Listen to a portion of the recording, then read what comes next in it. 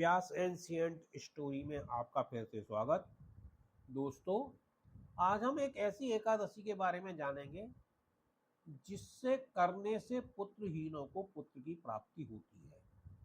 तो अब बात को न बढ़ाते हुए अपने उद्देश्य को आगे बढ़ाते हैं। धर्मराज युधिष्ठिर ने भगवान कृष्ण से पूछा, हे केशव, आप मुझे श्रावण शुक्ल पक्ष एकादशी की कथा का नाम, इसकी विधि और कथा के बारे में बताइए। केशव बोले, हे राजन, इस एकादशी का नाम पुत्रदा है। संतान की प्राप्ति और संतान के कल्याण के लिए इसका व्रत सबसे बड़ा माना गया है। इसकी पौराणिक कथा इस प्रकार है, सुनिए।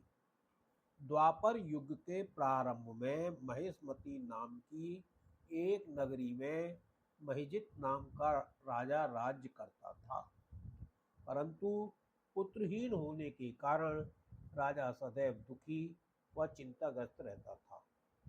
उसे वह राज्य दुखदायी प्रतीत होता था।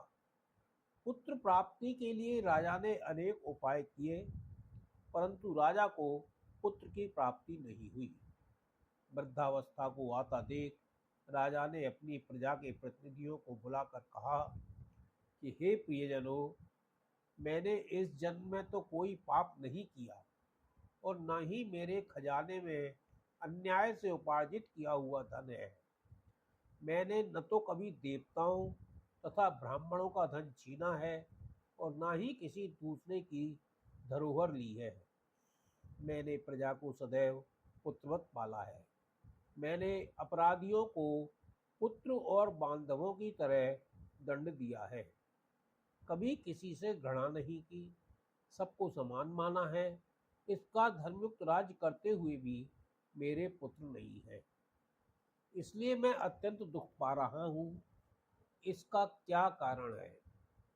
राजा महिजित की इस बात को विचारने के लिए मंत्रीगण तथा प्रजा के प्रतिनिधि वन को गए और वन में जाकर वे राजा के हित के लिए किसी श्रेष्ठ तपस्वी की खोज में लग गए।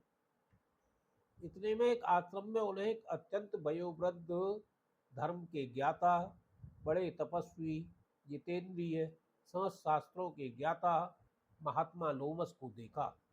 तब सबने जाकर ऋषि को प्रणाम किया, उनके सामने बैठ गए। महर्षि लोमस त्रिकालदर्शी थे। उन लोगों को देखकर लोमस ऋषि ने पूछा कि आप लोग किस कारण आए हैं। निसंदेह मैं आप लोगों की समस्या के लिए हितकर कार्य करूंगा। लोमस ऋषि के ऐसे वचन सुनकर सब लोग बोले, हे महर्षि, आप अंतर्यामी हैं तथा आप हमारी बात जानने में ब्रह्मा जी के समान समर्थ हैं, अतः आप हमारे इस दुख को दूर कीजिए। इस समय हमारे राजा महिजित पुत्रहीन होने के कारण अत्यंत दुखी हैं। हमें विश्वास है कि आपके दर्शन से हमारा यह दुख अवश्य दूर हो जाएगा, क्योंकि महापुरुषों के दर्शन मात्र से अनेक कार्य सिद्ध हो जाते हैं। अब कृपा करके राजा के पुत्र होने का कोई उपाय बतलाइए। उनकी बात सुनकर लोमस ऋषि ने थोड़ी देर के लिए अपने नेत्र बंद किए और राजा के पूर्व जन्म का वृत्तांत जानकर कहने लगे, सुनो प्रजाजनों, आपका राजा पूर्व जन्म में एक निर्धन वैश्य था। निर्धन होने के कारण इसने अनेक बुरे कर्म किए। वह एक गांव से दूसरे गांव व्यापार करने के लिए जाया करता था। एक समय ज्येष्ठ मास के शुक्ल पक्ष के द्वादशी के दिन मध्याह्न काल के समय, जब वह 2 दिन का भूखा प्यासा था, एक जलाशय पर जल पीने गया।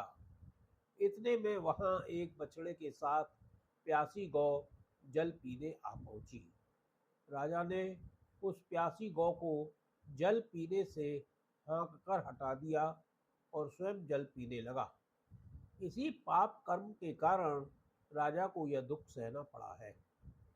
एकादशी के दिन भूखा रहने से वह निर्धन वैश्य राजा तो बन गया, परंतु प्यासी गौ को जल पीते हुए हटाने से पुत्र न होने का दुख भोग रहा है। ऐसा सुनकर प्रजाजन कहने लगे, हे ऋषिवर, शास्त्रों में पापों का प्रायश्चित भी लिखा है, अतः आप ऐसा उपाय बतलाइए कि राजा का यह पाप नष्ट हो जाए। लोमस मुनि कहने लगे, श्रावण शुक्ल पक्ष की पुत्रदा एकादशी को, जिसे पवित्रा एकादशी भी कहते हैं, राजा व तुम सब लोग व्रत और जागरण करो और सब अपना पुण्य राजा को अर्पित कर दो।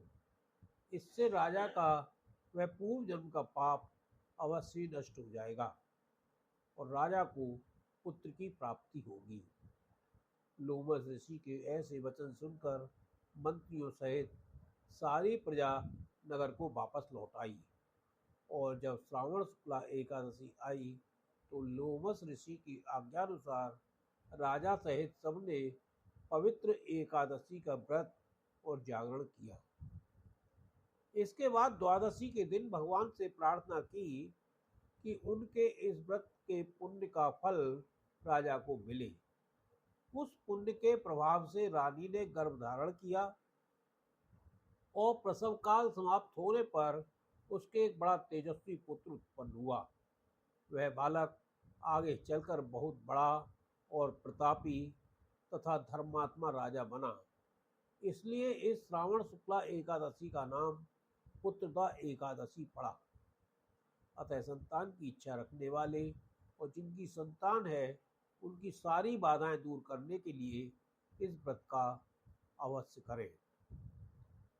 फलाहार, इस दिन भगवान विष्णु को पंचामृत और मिश्री का भोग लगाते हैं। गुड़ का सागार लेना चाहिए। गुड़ के पदार्थ, मेवा व मिठाई का सेवन कर सकते हैं। इस दिन गाय को हरा चारा खिलाना बहुत शुभ होता है। अगर आप ऐसी ही कथाएं आगे भी सुनना चाहते हैं तो व्यास एंशिएंट स्टोरी को लाइक करें, शेयर करें और सब्सक्राइब करें। धन्यवाद।